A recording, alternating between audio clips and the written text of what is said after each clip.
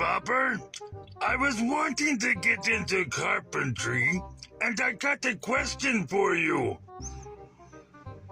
What's your question? I don't really know a lot about carpentry, but I'll try to answer it. I got him. What's your question there, Hugo?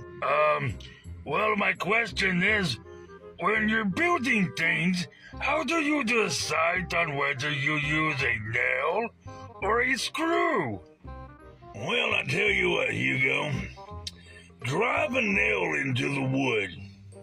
If it splits, you should have used a screw.